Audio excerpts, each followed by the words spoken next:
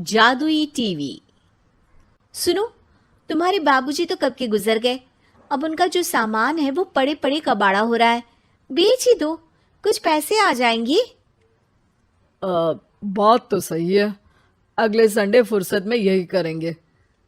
अगले संडे रोहित सारा सामान कबाड़ी को घर बुला के दे देता है। तभी उसकी नजर बाबूजी की पुरानी टीवी पर जाती है, जो इतने सालों तक कूड़े में पड़ी थी, फिर भी चमचमा रही थी।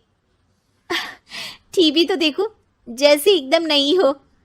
हाँ, बाबूजी को टीवी देखना बहुत पसंद था।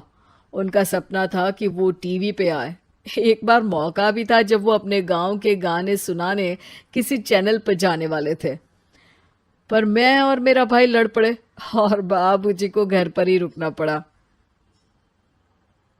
चला के देखें क्या? हाँ हाँ, क्यों नहीं, देख लेते हैं। पर शायद ही चले। बाबूजी ने उस लड़ाई के दिन के बाद टीवी देखना ही छोड़ दिया था। टीवी चालू करने के लिए उसमें केबल वायर लगा दिया जाता है। एक न्यूज चैनल चालू हो जाती है।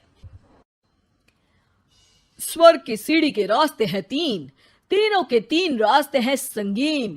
पहला रास्ता है सांप की बीन, दूसरा रास्ता घर में बिछा कालीन, तीसरा रास्ता कलकत्ता से चीन। ये क्या बकवास खबर है, कुछ अच्छा लगा दो। अरे आप बोलो तो सही, कोई अच्छी खबर सुना देता हूं। मेरा तो काम ही खबर देना है। अरे बाप रे, टीवी बात कर रही है। हाँ, ये न्यूज वाला मुझसे। हाँ हाँ, आपसे ही तो बात करूंगा ना, आपके घर में हूं तो। अरे, ये सपना है क्या? तुम हमसे बात नहीं कर सकते? अरे सपना नहीं भाई साहब, ये टीवी जादुई टीवी है। बोलो, क्या खबर सुननी है, वरना ब्रेक लेने का टाइम आ जाएगा। सुप्रिया घबरा के टीवी बंद कर देती है। वो क्या था? अरे एक बार और चालू करके देखे, फिर से बात करेगा तो चैनल बदल देंगे। सुप्रिया फिर टीवी चालू कर देती है। अरे ऐसा कोई मुंह पे टीवी बंद करके जाता है क्या? मुझे बुरा लगा आपका नेचर। चाय पानी तो पूछो। सुप्रिया टीवी के बटन से चैनल बदल देती है। अब टीवी पर एक फिल्म चल रही है। अरे ये तो सूर्यवंशम है ना? हाँ, और ये ठाकुर को जहर की खीर दे दी और उसको पता भी नहीं है। ए भाई, खीर मत पीना, उसमें जहर है, मत पीना। ठीक है महाशय, जैसा आप कहें। हाँ। अरे, आपकी बात मान ली, पूरी पिक्चर ही अब तो बदल जाएगी। मतलब ये सच में जादुई टीवी है? तभी वहां कबाड़ी आ जाता है। भैया, टीवी के 150 रुपए दूंगा, चलेगा? अरे 1.5 करोड़ में भी ना दे तुमको ये टीवी हम।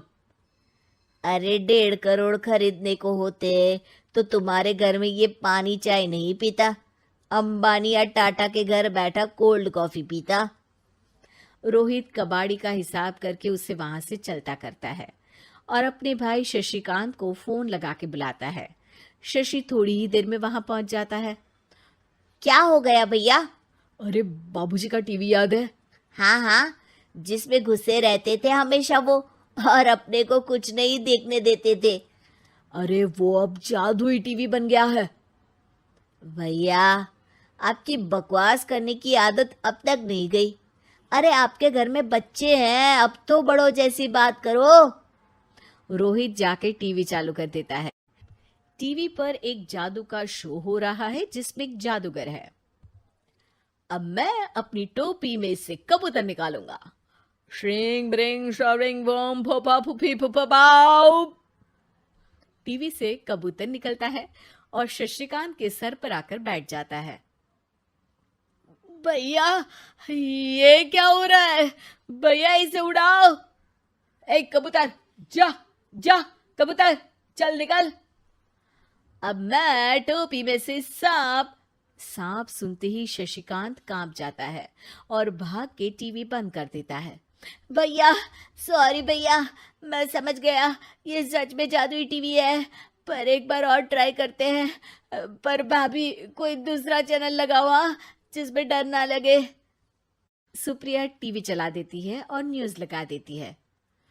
अरे कितने दिनों बाद मुझे याद आया, बताइए क्या खबर सुनाओ। और ये नया आदमी कौन है? ये मेरा भाई है शशिकांत। ओह यस, वही है ना जिससे तुम लड़ लिए थे किसी बात पे, और तुम्हारे बुढ़ाओ पिताजी गुस्सा हो गए थे और टीवी को संन्यास दे दिया था। हैं?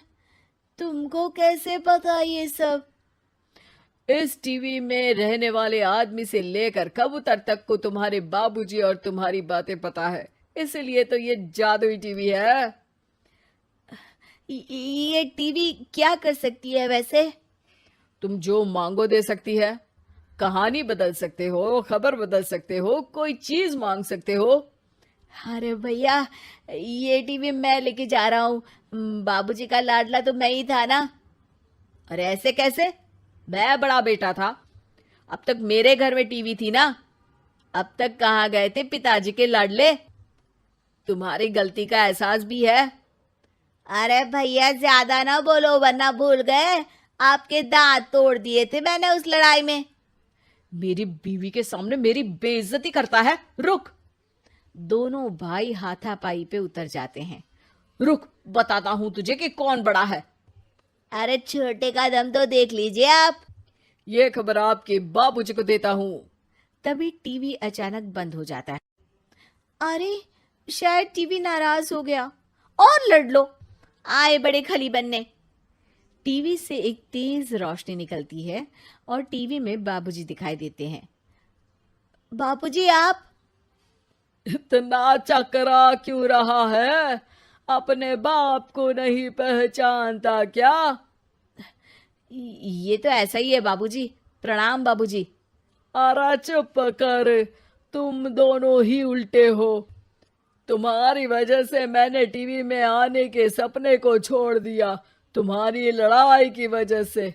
और तो और, जितना मैं अपनी बीवी को नहीं देखता था उतना टीवी को देखता था, वो भी छोड़ दिया तुम दोनों की लड़ाई की वजह से।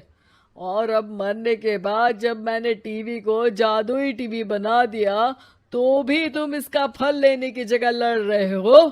अरे तुम तो लायक ही नहीं हो। अब तुमको बाबा जी का ठुल्लू भी नहीं मिलेगा। बाबूजी चले जाते हैं। टीवी बंद हो जाता है। रोहित और शशिकांत गिड़गिड़ा के टीवी के सामने हाथ जोड़ के बाबूजी को बुलाते हैं, पर टीवी सिर्फ धुआं निकालता रहता है।